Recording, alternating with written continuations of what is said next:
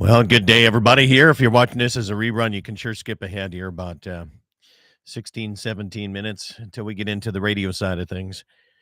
So there you have it. Other than that, you're stuck with me getting ready and prepped up here this morning, getting the audio for all the stations to test the audio with.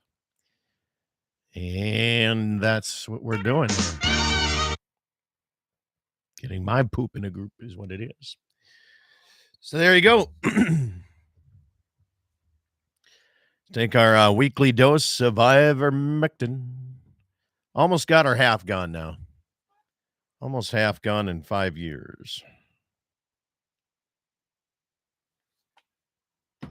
And I'm still alive. I can't believe it.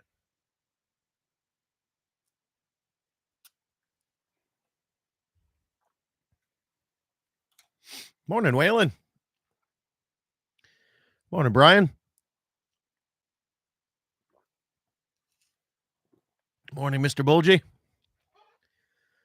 Mike, the Magic Man Wagner. Morning.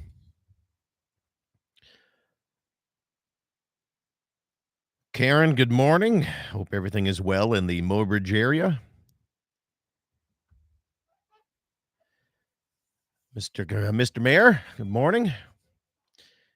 Morning, Dave. Good to have you on here from Minnesota side. The overnight low here at the ranch, 36 degrees right now. However, in lower areas, I know a buddy of mine over by Scranton area on Cedar Creek down to 28 degrees. It froze in some areas last night. So, yeah, things are definitely changing. No doubt about it. The tides of change, and going to have a few 80-degree days here starting on Sunday, Monday, Tuesday, though. So should still have some things going on. Yep. Chilly in the house here this morning, though. Man.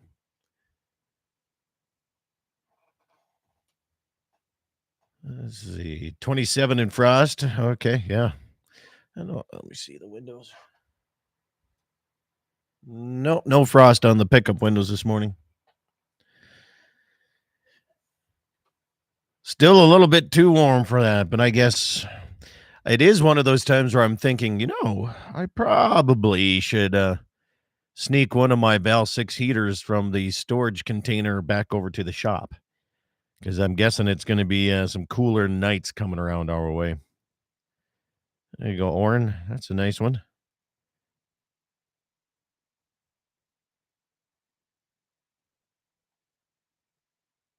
Minnesota got cold 42, huh? Okay.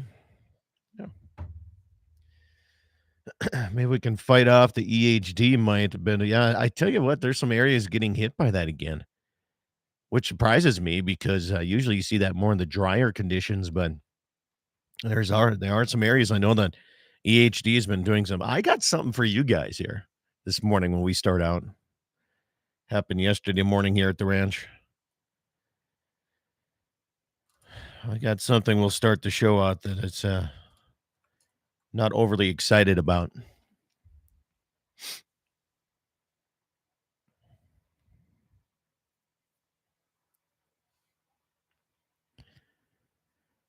So yeah, I got that. What else is there?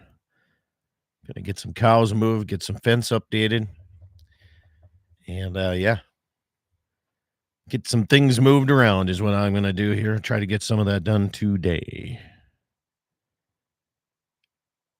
Hopefully.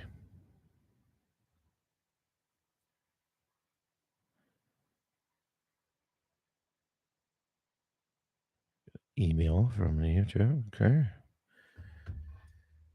Yeah, archery season, elk season's open, and it's busy out here during that time. There's no doubt.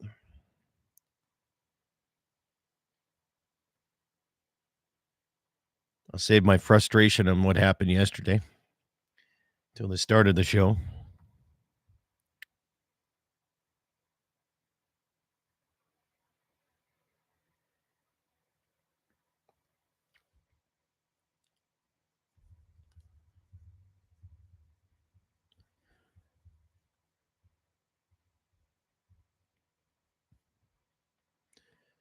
Good morning, Wayne.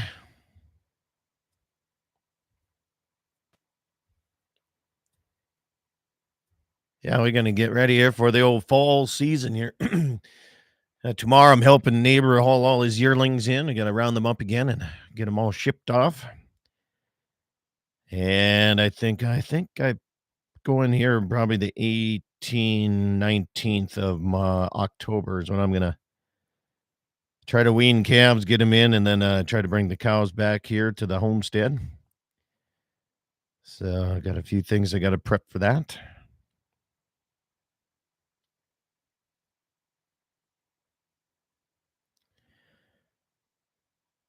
So yeah, if you guys want anything to do, one shot cap. Good morning.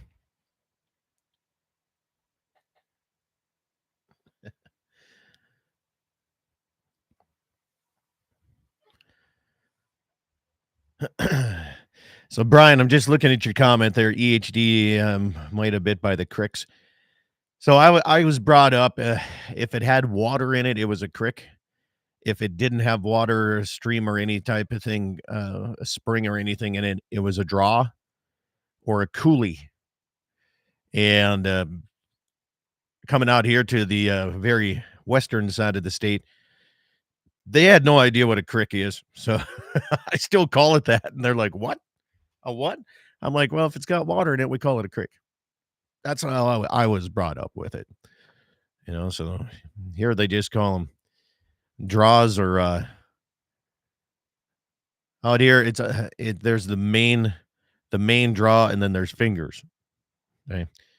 So and then if it's deeper than that, if it's really, really deep, it's just a canyon. So yeah. When in Rome, right? Just got to speak what the Romans speak. Stations, we'll do a countdown here coming up toward the top of the hour, if I remember right.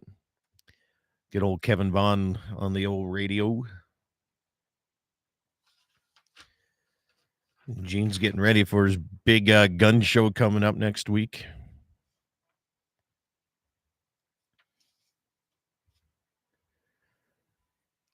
Draws lead to creeks or creeks. Oh, yeah. Creeks is another one here. Let's see. Out there with you guys, it's always called a coulee. Here at home, we call it a reviewing. Yeah. Hmm.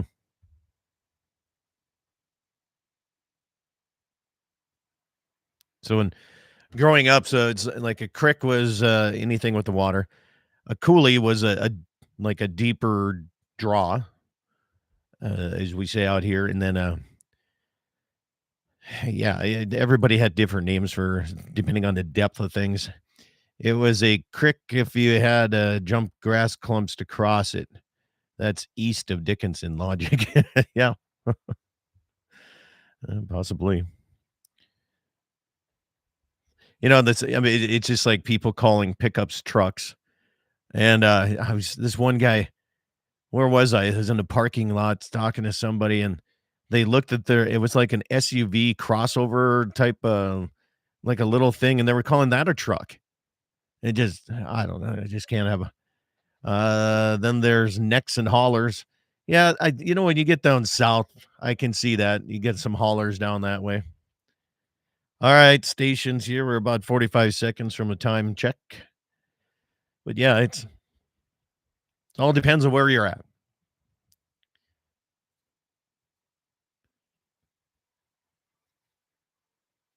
And we got ridges and we got, you got to go up there on the ridge. Okay. Mr. Dan Brown, good morning.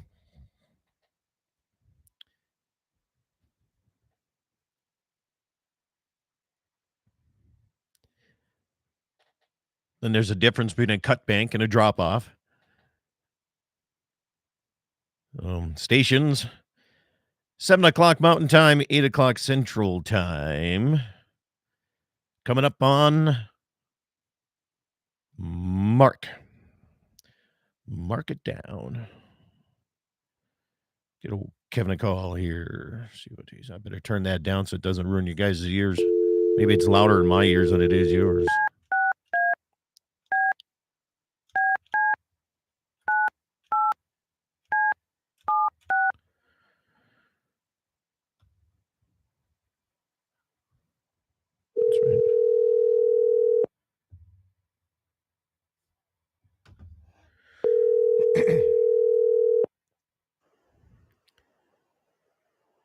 Hello? Morning, Kevin. Scott here.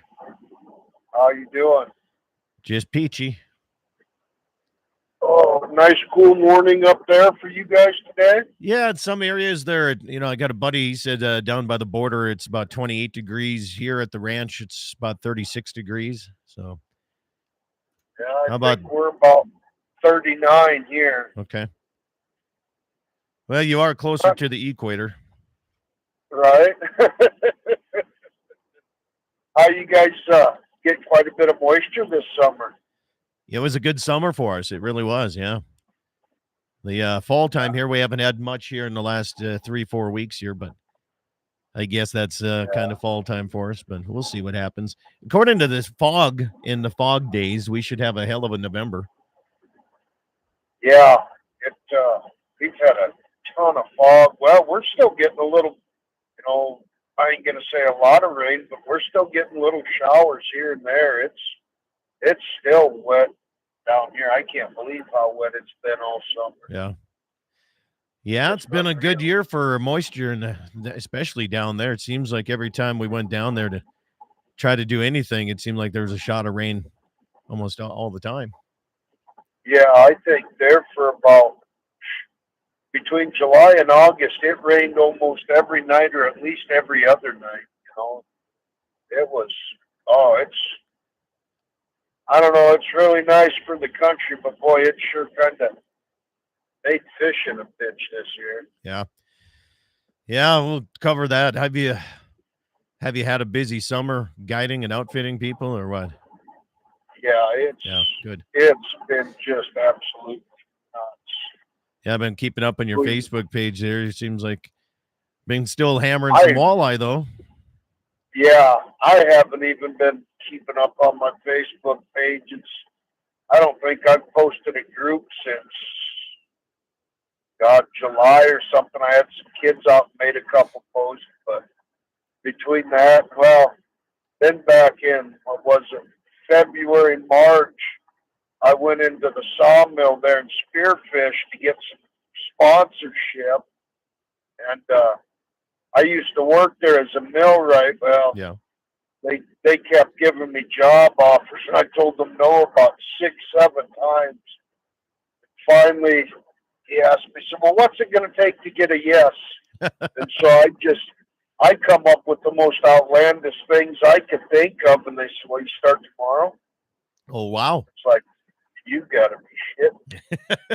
And so, yeah, I took a job back up at the sawmill doing overnights.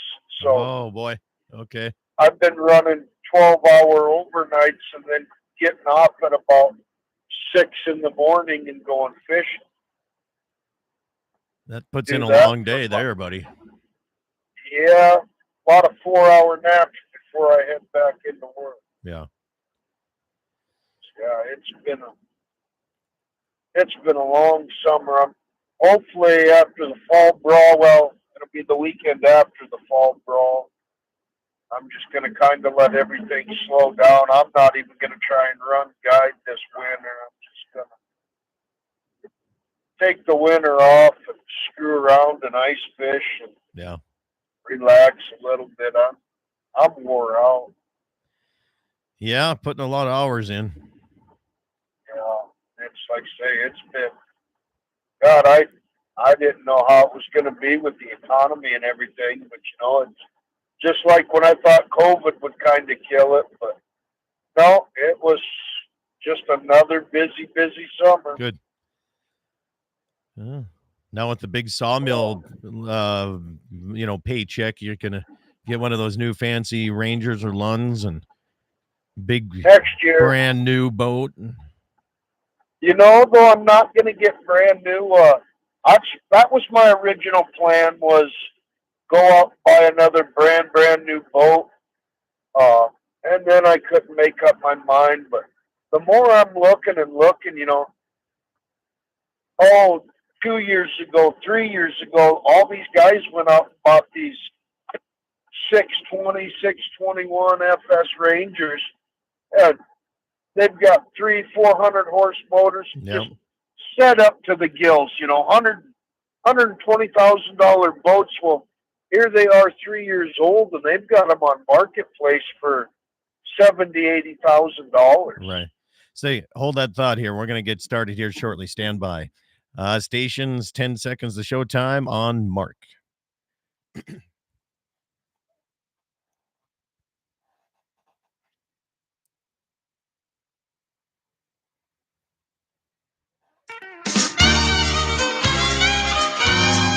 Good morning, everybody, and welcome to the Saturday edition of Dakota Prairie Outdoors. Heard all across the beautiful Dakota Territory, like stations like KCJB up in the Minot area, where I cut my teeth on the radio business.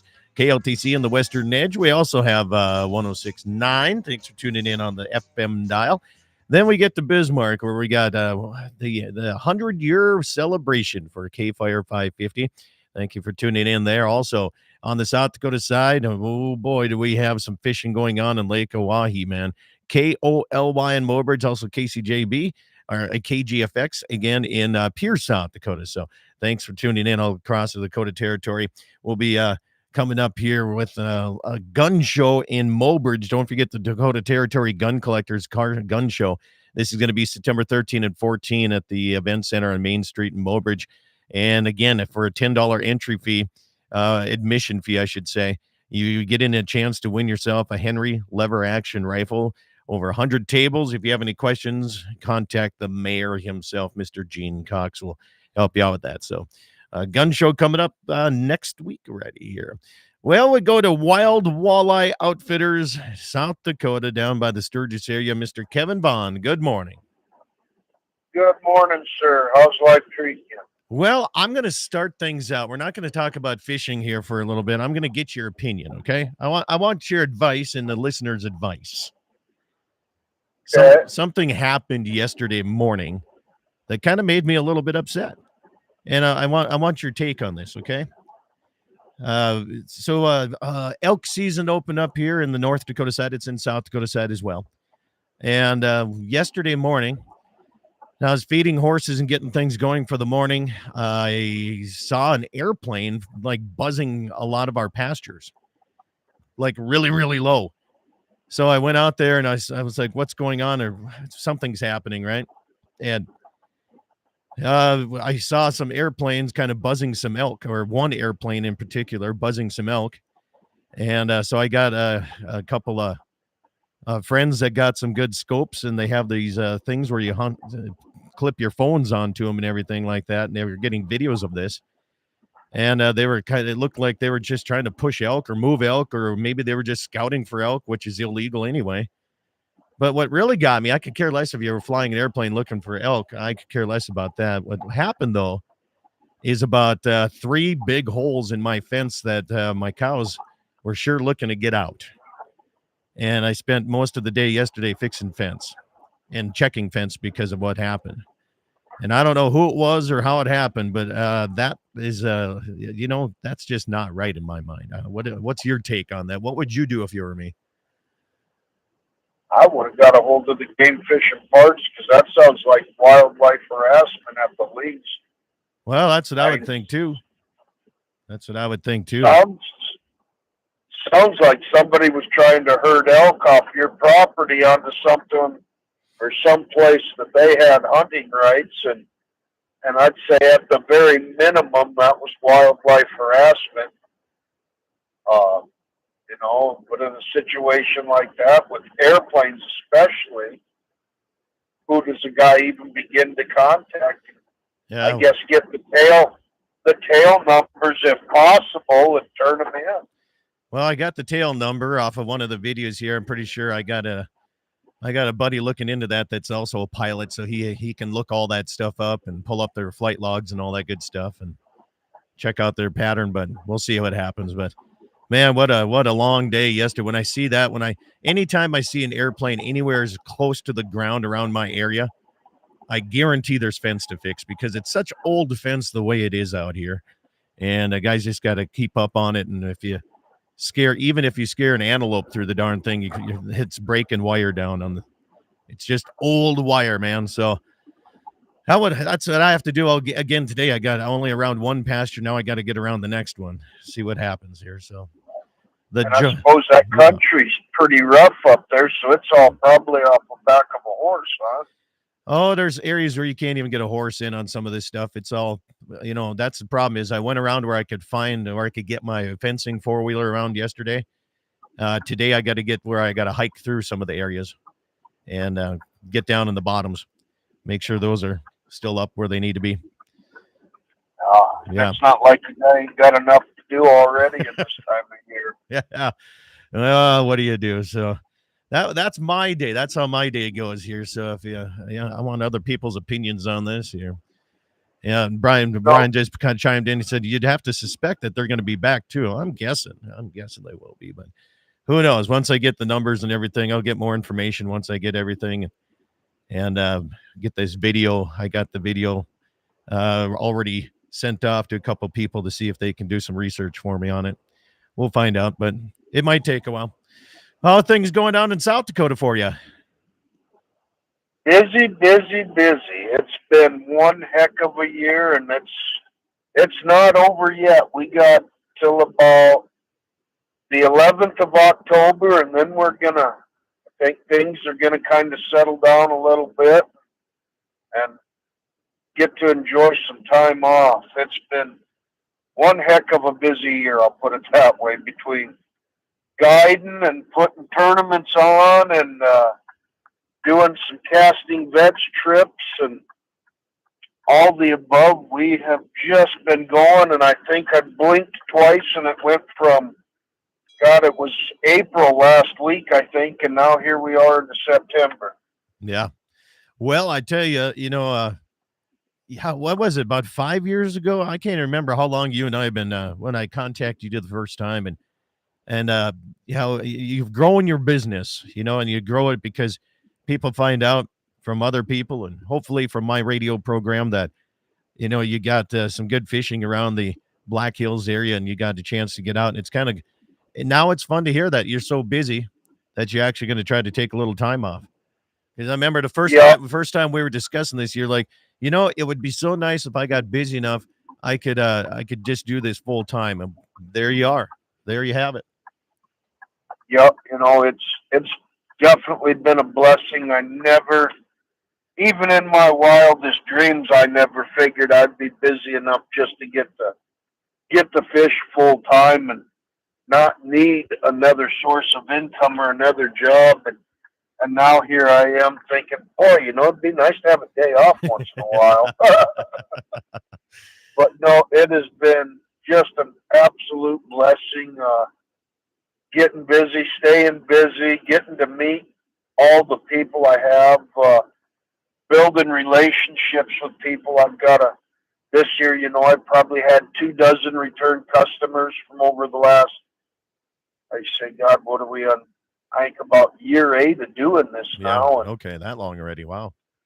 Yeah, and it's just been, I got to see a couple.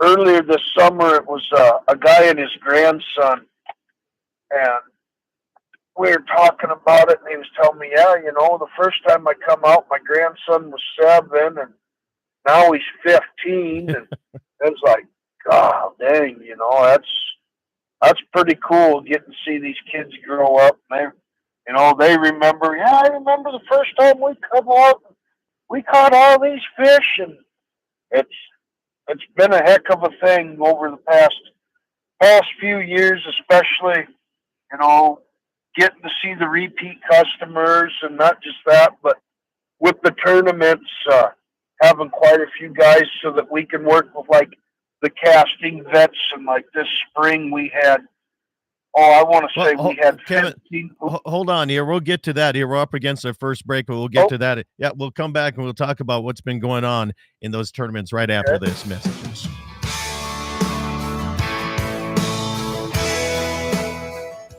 For over 80 years, Dakota Community Bank and Trust has been a leader in ag financing because we understand the business of creating relationships is more than an interest rate. Agriculture is a foundation to the community, and we are here to help your operation expand, grow, and continue to the next generation. Talk to our ag lending team today. Community looking out for you.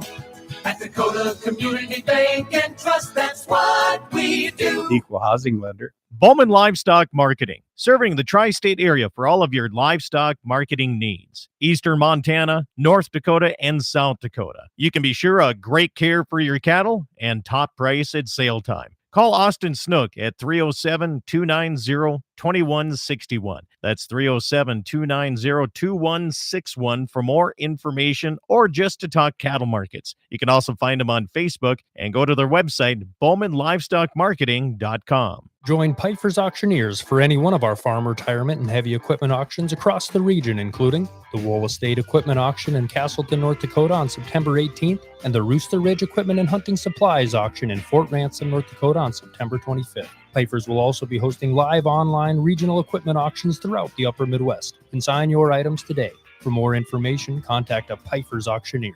Complete inventory, details, and online bidding on dozens of land and equipment auctions throughout the upper Midwest, all at pifers.com. This portion of the program is brought to you by Freedom Repair. Whether it's your tractor, baler, your cutter, your combine, or air seeder, Freedom Repair comes to you and helps you get fixed up and back in the field. 19 plus years experience. Give Lucas Kelly a call at 701-440-1945. That's 701-440-1945. Freedom Repair, veteran-owned and operated. MoPro Guide Service, the best on Lake Oahe. Brent and his staff will give you the most enjoyable fishing experience, always having the latest in electronics, gear, and the most comfortable Lund boat on the water. Fish with somebody who lives in Mobridge, South Dakota, the heart of Lake Oahe. If you need a place to stay, the Mo Rest Motel has newly updated rooms with free internet, a family-owned and operated business. Go to OaheWalleyes.com. That's OAHE Walleyes.com for the best fishing experience Lake Oahe has to offer. There's a reason you're seeing more Red Angus cattle in the country. Great mama cows, high weaning weights, and easy keepers. With a family that bases their entire operation on faith, honesty, and trust. You can see those values in their 30-plus years in the Red Angus breed. Schriefer Red Angus, the breed that generates a positive return on investment. SchrieferRedAngus.com. Western Frontier Insurance. Agents that understand you, your needs, and the community. Whether you're looking for coverage on your farm, ranch, home, or auto, you can trust that Western Frontier Insurance will find you a combination of price and coverage that works for you. No fancy jingles, no talking boxes or talking animals. Just good neighbors helping to keep you covered with price in mind. Western Frontier Insurance. Offices in Hazen, Washburn, Wilton, Bowman, and Hettinger. Rockin' 7W has all the panels you need. Freestanding panels, windbreak panels, feeder panels, and the original protester panel. If you don't know what that is, it's a sort panel that makes sorting calves from a cow a breeze. You can do it in a fraction of time with just one person on foot or horseback. You can custom order sizes to fit your current operation, or you can start from scratch. Rockin' 7W also does trailer repair on any size trailers, mobile welding, and custom cattle hauling. Call Justin at Rockin' 7W at 701-206-1030. That's 701-206-1030. Rockin' 7W, the farmer and rancher's go-to guy. Hi, I'm Jack Pfeiffer with Pfeiffer's Auctioneers. Starting in September, Pfeiffer's will be offering over 20,000 acres of land at auction across North Dakota, South Dakota, and Minnesota. These offerings include 5 Red River Valley land auctions in Moorhead, Minnesota on September 22nd, over 1,500 acres in Morton and Emmons counties, North Dakota on September 23rd, and over 1,000 acres in Lemoore and Stutzman counties, North Dakota on October 13th. For full details, information, and online bidding on dozens of land and equipment auctions throughout the region, log on to pifers.com. There's a reason you're seeing more Red Angus cattle in the country. Great mama cows, high weaning weights, and easy keepers. With a family that bases their entire operation on faith, honesty, and trust. You can see those values in their 30-plus years in the Red Angus breed. Schriefer Red Angus, the breed that generates a positive return on investment. SchrieferRedAngus.com. On that road, but don't you worry, one day I'll settle down. And when that time comes, I hope you're still around. Welcome back, everybody. It is Dakota Prairie Outdoors. We are on a Saturday edition, talking with Wild Walleye Outfitters owner and manager, Mr. Kevin Vaughn out of Sturgis, South Dakota. Good to have you along here again. Before I cut you off there, you said, you're getting busier and busier, and you're bringing these different groups in, especially some veterans and other things. Tell us a little bit about how you all goes with the state of South Dakota. So, like with the Wounded Warriors in Action, it's a program that works with the state of South Dakota. And so they bring some guys out for archery bow season for antelope, and they get a bunch of the landowners up around the reservoir there to let them come out and bow hunt their land and take what is it, like 4 or 5 Purple Heart recipients out antelope hunting, and then when they fill their tag, I just donate my time and everything, and we take them out fishing, get them on some walleye fishing while they're spending their time up here. And then for like the casting vets, that's another program run through the VA, and I just get guys from my tournaments to bring their boats up to the lake, and then JR from Casting Vets, he runs the program. We just get together and, we say we got X amount of boats, and he brings up as many veterans as we can put together. And we just, we all donate our time and get them out on the water, get them fishing, just give them a good afternoon of, no worries, and hopefully get them on some fish while we're up there. Yeah. Well, I tell you what, it's good of you to do that for the veterans out there. And there's a lot of different groups out there that, try to help veterans, and some take advantage of them a little bit, but it sounds like you're doing it for the right purposes. It's just, we just try and be grateful for the opportunity to be able to help and be able to do something like this.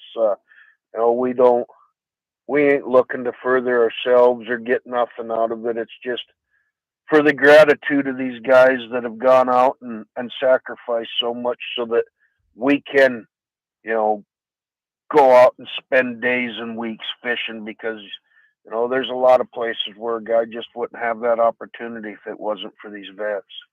How's the fishing been? And I know you go around a lot of different places. Let's start in the Belfouche Reservoir. Has it been a pretty active summer? I know in some lakes, like Lake Oahe this year at the Dakota Walleye Classic, it was tough fishing. Even for the really, really good pro guys, it was hard fishing. So, yeah, we started out, fishing was just, phenomenal like it normally is.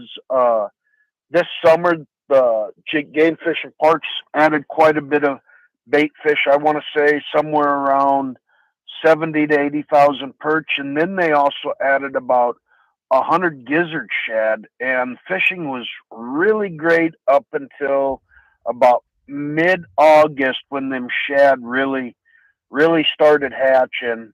And then, them water temps hit about 70 degrees. It's gotten pretty tough the last 2 or 3 weeks. It's been a real grind to get them fish to eat much. There's just so much bait in the water that it looks almost like a wahi right now. There's so much bait in the water. Yeah, a lot of food, and they're not as active, I suppose.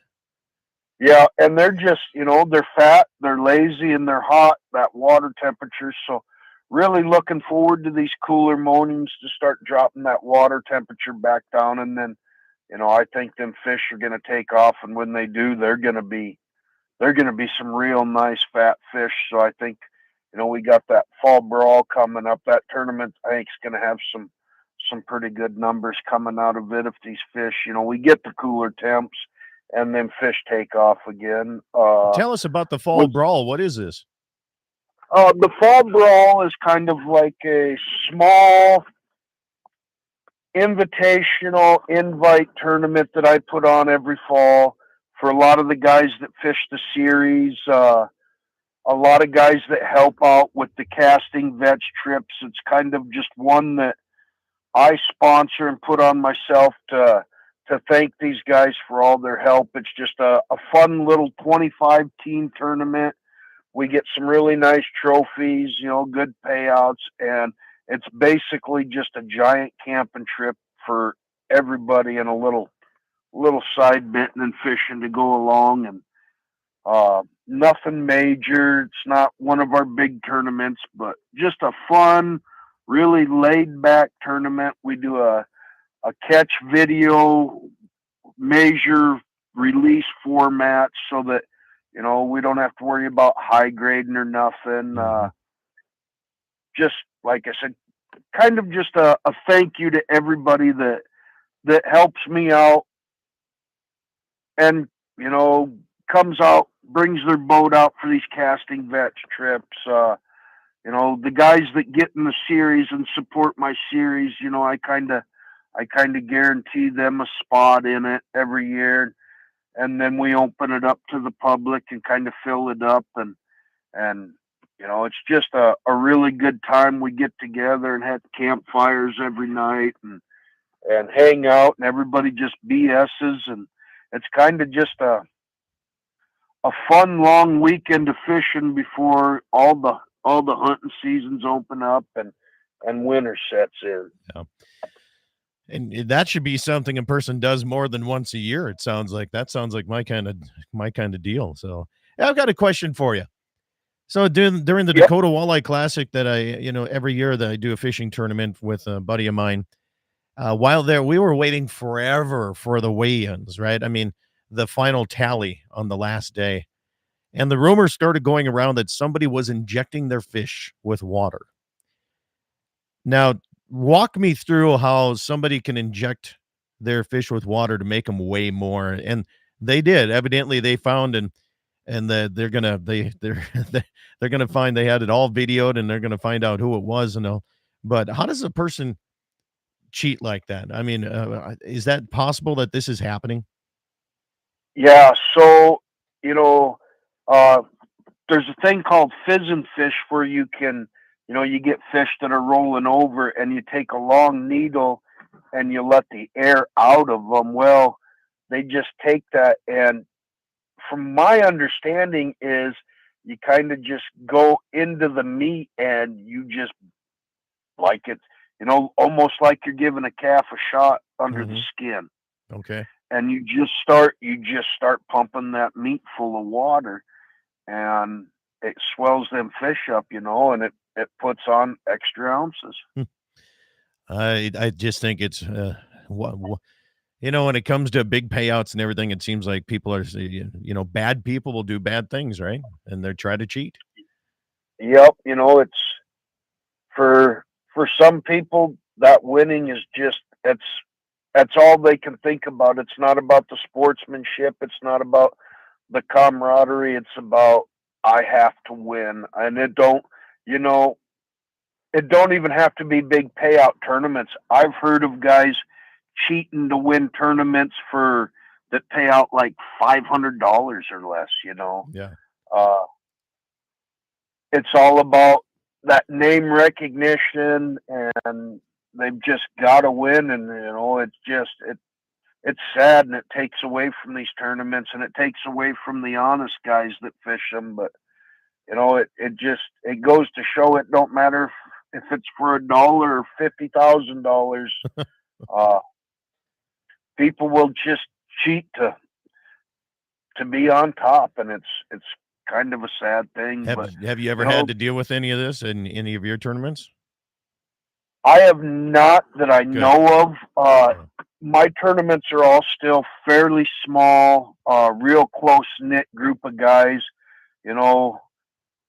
Even in the series, our numbers are still fairly small right now, and everybody knows everybody, and we haven't had to deal with nothing like that yet. These guys are all honest, and they're all doing it for the right reasons. None of them are out to get rich or trying to make a name for themselves or, be Mr. Sponsor. They're just out fishing for the love of fishing. And, Well, that's the way it should be here, Kevin. We'll talk about more about the fishing in different areas around South Dakota. We're up against our half-hour break, and I tell you what, second half coming up. If you have questions or comments, feel free. The phone lines are open, and we're ready to take them from you here. Let's be back right after these messages. For over 80 years, Dakota Community Bank and Trust has been a leader in ag financing because we understand the business of creating relationships is more than an interest rate. Agriculture is a foundation to the community, and we are here to help your operation expand, grow, and continue to the next generation. Talk to our ag lending team today. If you community looking out for you.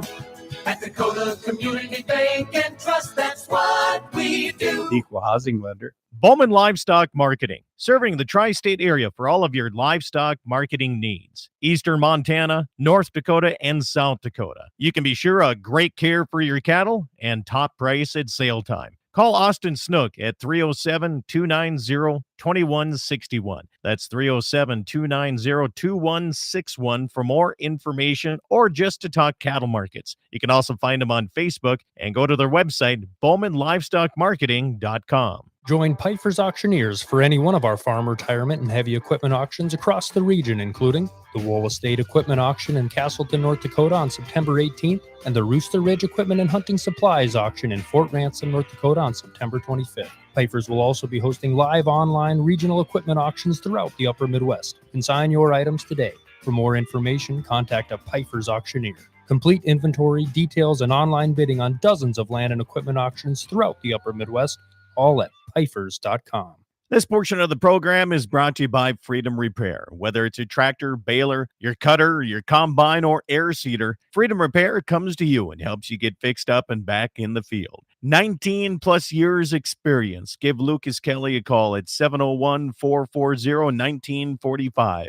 That's 701-440-1945. Freedom Repair, veteran-owned and operated. MoPro Guide Service, the best on Lake Oahe. Brent and his staff will give you the most enjoyable fishing experience, always having the latest in electronics, gear, and the most comfortable Lund boat on the water. Fish with somebody who lives in Mobridge, South Dakota, the heart of Lake Oahe. If you need a place to stay, the Mo Rest Motel has newly updated rooms with free internet, a family-owned and operated business. Go to OaheWalleyes.com. That's OAHE Walleyes.com for the best fishing experience Lake Oahe has to offer. There's a reason you're seeing more Red Angus cattle in the country. Great mama cows, high weaning weights, and easy keepers. With a family that bases their entire operation on faith, honesty, and trust. You can see those values in their 30-plus years in the Red Angus breed. Schriefer Red Angus, the breed that generates a positive return on investment. SchrieferRedAngus.com. Western Frontier Insurance. Agents that understand you, your needs, and the community. Whether you're looking for coverage on your farm, ranch, home, or auto, you can trust that Western Frontier Insurance will find you a combination of price and coverage that works for you. No fancy jingles, no talking boxes or talking animals. Just good neighbors helping to keep you covered with price in mind. Western Frontier Insurance. Offices in Hazen, Washburn, Wilton, Bowman, and Hettinger. Rockin' 7W has all the panels you need. Freestanding panels, windbreak panels, feeder panels, and the original protester panel. If you don't know what that is, it's a sort panel that makes sorting calves from a cow a breeze. You can do it in a fraction of time with just one person on foot or horseback. You can custom order sizes to fit your current operation, or you can start from scratch. Rockin' 7W also does trailer repair on any size trailers, mobile welding, and custom cattle hauling. Call Justin at Rockin' 7W at 701-206-1030. That's 701-206-1030. Rockin' 7W, the farmer and rancher's go-to guy. Hi, I'm Jack Pfeiffer with Pfeiffer's Auctioneers. Starting in September, Pfeiffer's will be offering over 20,000 acres of land at auction across North Dakota, South Dakota, and Minnesota. These offerings include 5 Red River Valley land auctions in Moorhead, Minnesota on September 22nd, over 1,500 acres in Morton and Emmons counties, North Dakota on September 23rd, and over 1,000 acres in Lemoore and Stutzman counties, North Dakota on October 13th. For full details, information, and online bidding on dozens of land and equipment auctions throughout the region, log on to Pfeifers.com. There's a reason you're seeing more Red Angus cattle in the country. Great mama cows, high weaning weights, and easy keepers. With a family that bases their entire operation on faith, honesty, and trust. You can see those values in their 30-plus years in the Red Angus breed. Schriefer Red Angus, the breed that generates a positive return on investment. SchrieferRedAngus.com. On that road, but don't you worry, one day I'll settle down. And when that time comes, I hope you're still around. Welcome back, everybody. It is Dakota Prairie Outdoors Saturday edition. Going to have you along on a, well, it's a chilly Saturday morning, but it's a beauty. A couple windy days in the ranch here this week, but It is just a beautiful one here, and still we're still a little on the greenish side here, which is rare to see that after July 1st at this place. So it's good to see that. Kevin Bond from Wild Walleye Outfitters, Sturgis, South Dakota. Let's see here. I got a good morning from Shade Hill Reservoir from one of the guys listening here on YouTube. So you know a little bit about Shade Hill. How was the fishing there this year?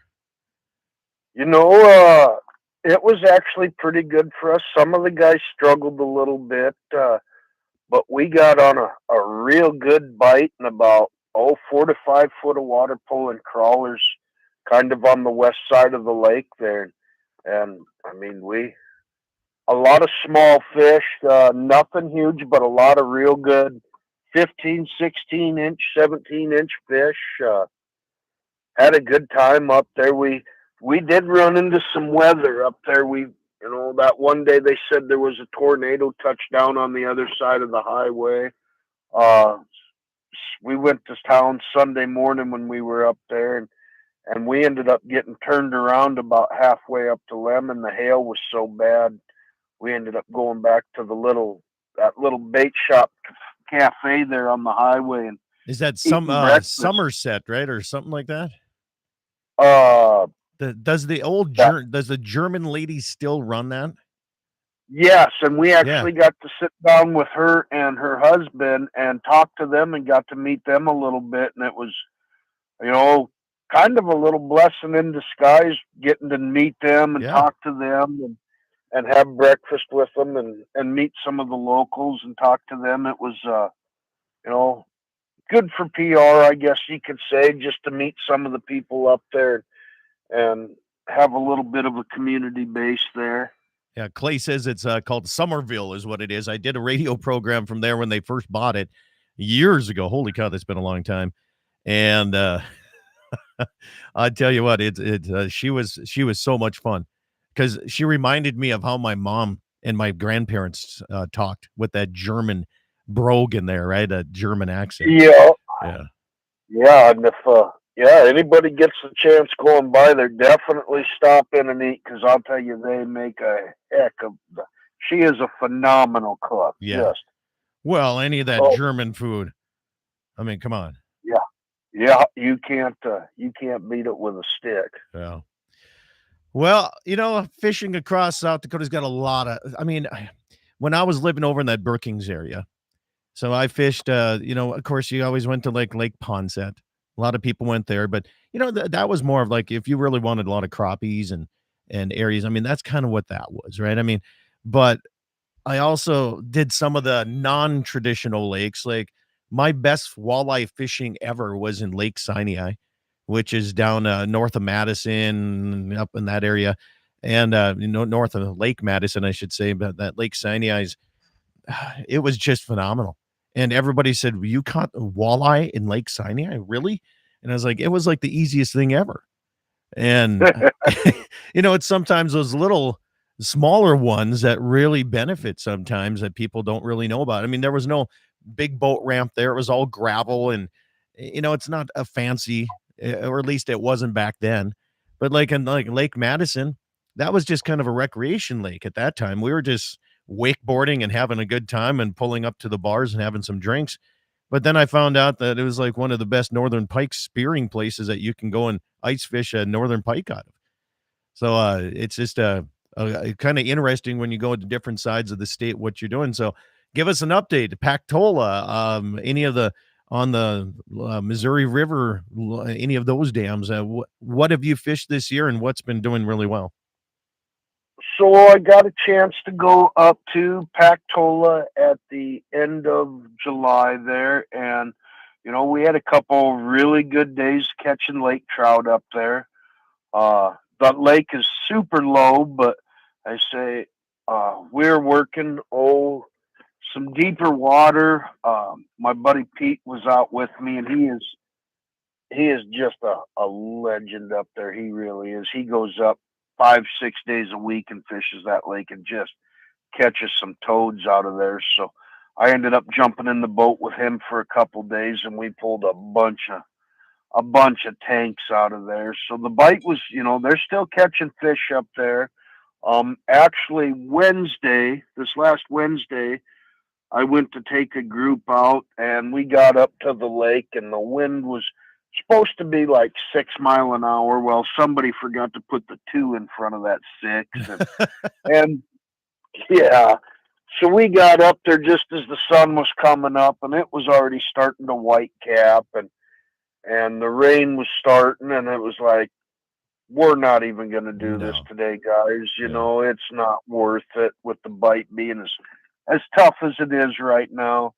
And so we rescheduled and I got back home and uh, I hit 34 there and kind of looked at the weather and it looked like pier was nice. So I just called the wife and said, well, I'll see you tomorrow morning. I'm going to run out to pier and fish for the day. I hadn't fished the fast water there right below the dam in a couple years. So I ended up driving out there and we fished the mouth of the Stillen Basin and we did pretty good.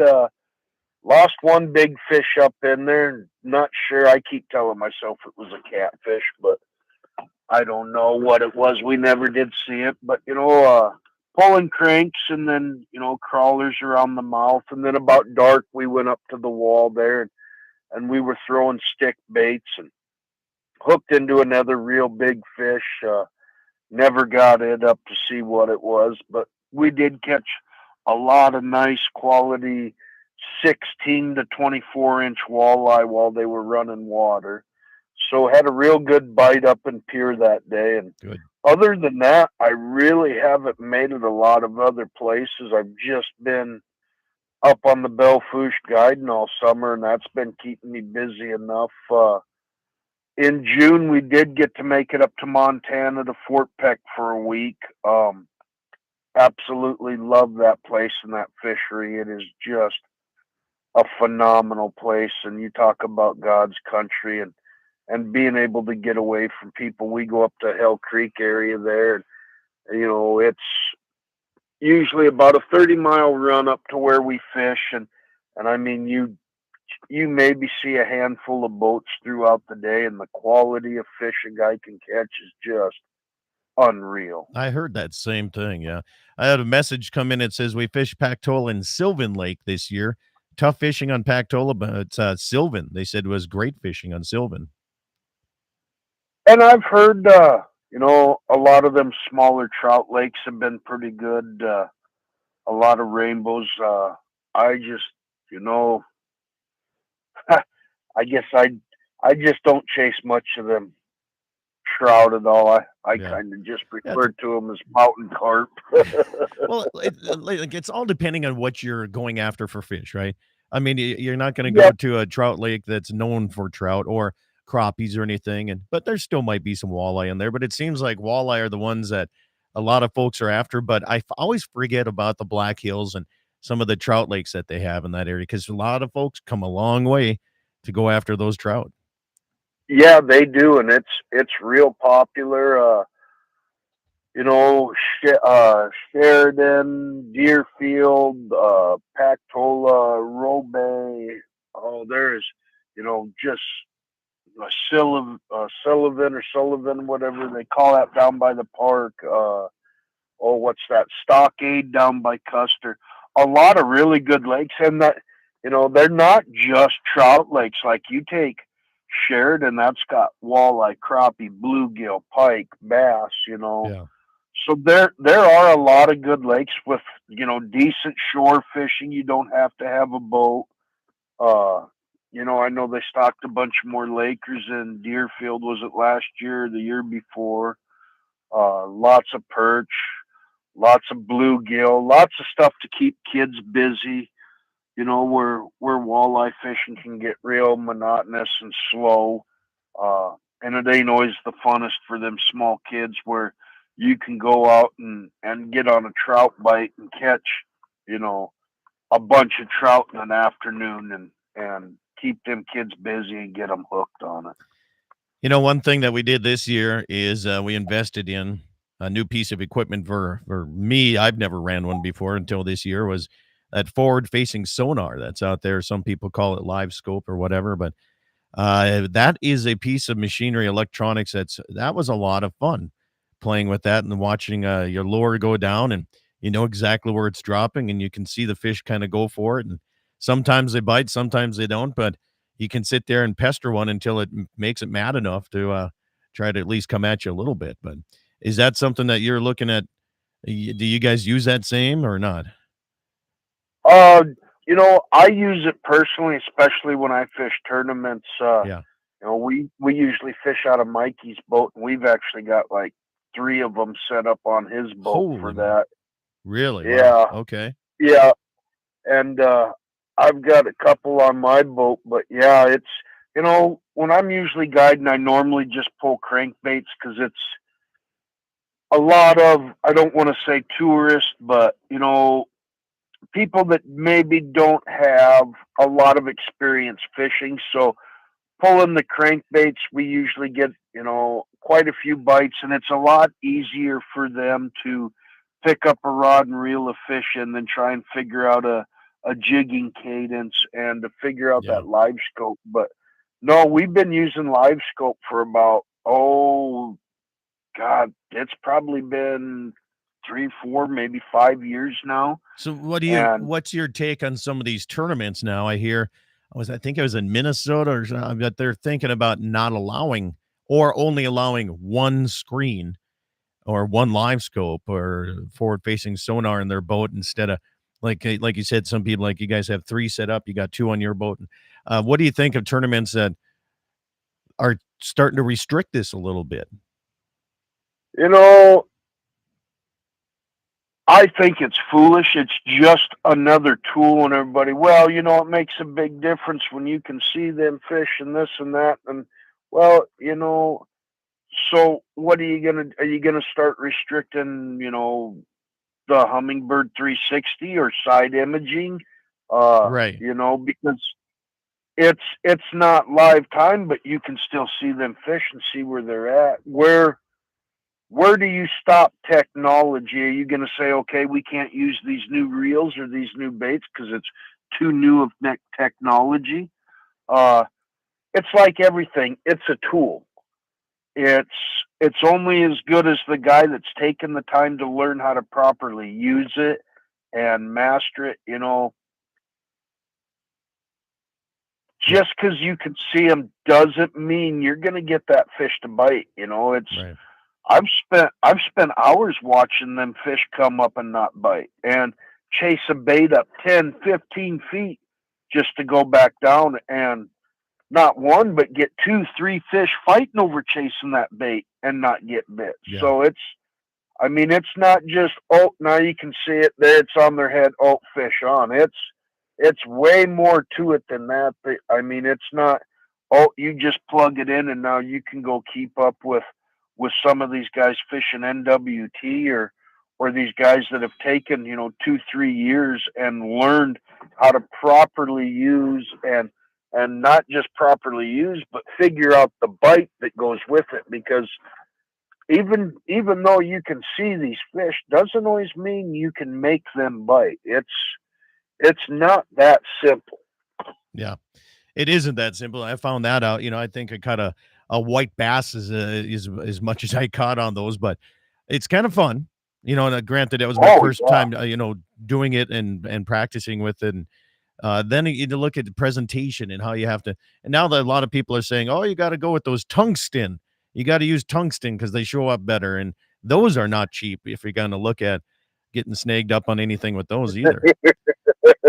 Yeah, it's and they do and the presentation, like how we fish with the live scope, a lot of people kind of, I think, have a tendency of just using that live scope for just vertical jigging.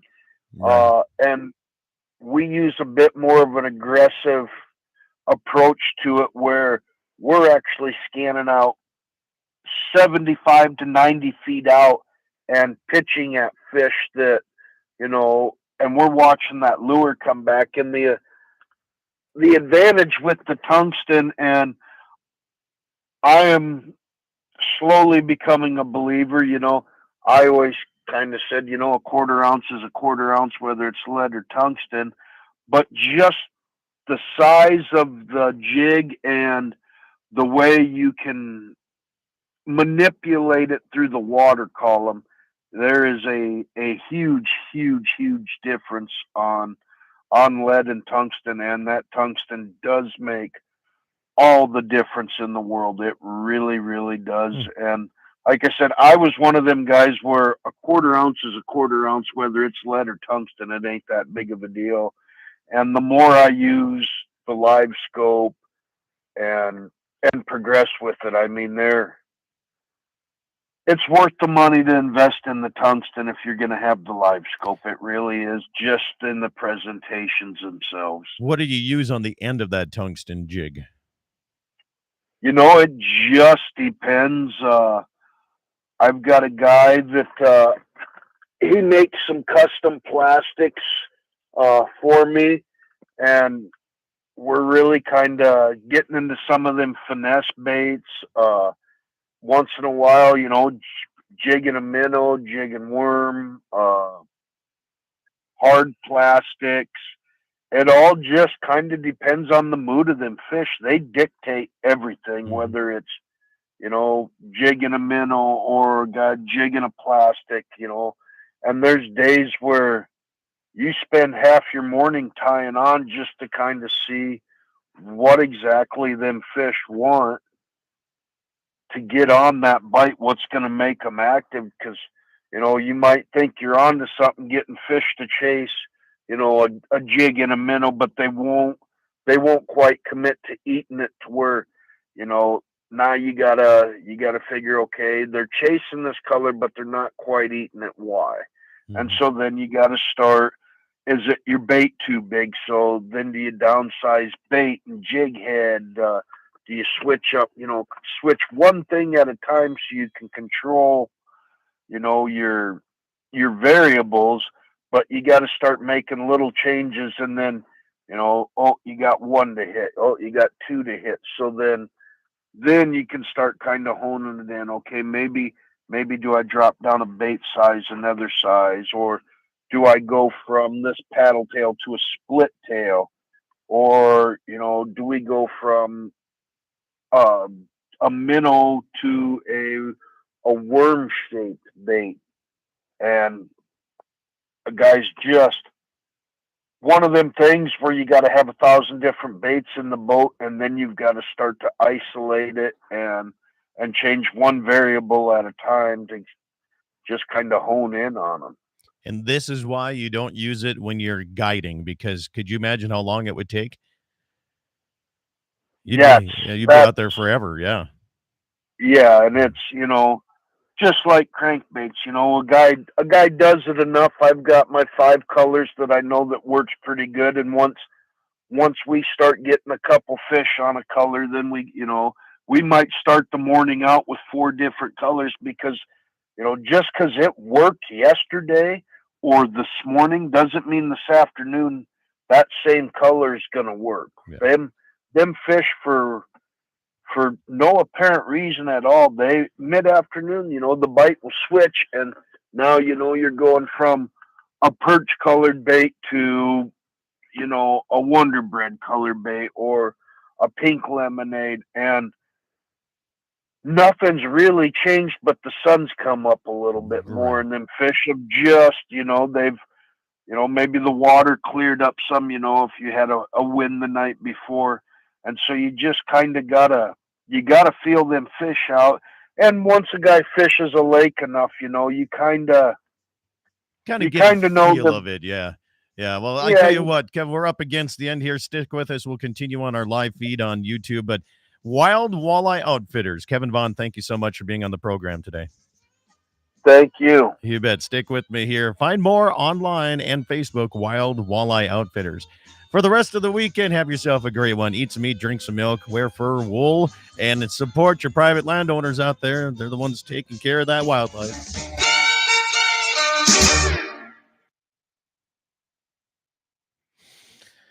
All right, stations, thank you guys so much for everything over the last 20 plus years. Appreciate it here.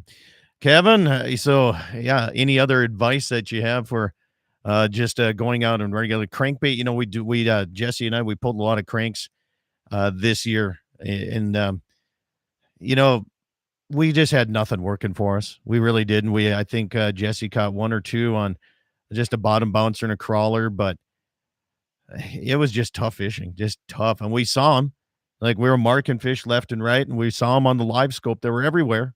Just couldn't get nothing to bite. Yeah, and I mean, it's one of them days, just one of them deals where, we went out the other day and it was it was just a constant stream of fish across the bottom, and it didn't seem to matter what I put down in front of them. They were fat, they were full, and they just weren't gonna react. They just weren't gonna bite, and we Yeah. just had a heck of a tough day. And so what we ended up doing was we ended up getting away from where we found all of the fish, and we just started putting on, with all that bait in the water, we really, really downsized our baits to like small, like a number 4. And we went up shallow looking for even warmer water where we were hoping to find some active feeding fish, and we found a few. It definitely wasn't hot and heavy. We weren't putting 30, 40 fish in the boat for certain. I think we ended up catching like 6 fish, but that's just, you got to switch it up. You got to switch them variables up until you find what works. And if them fish ain't biting out deep,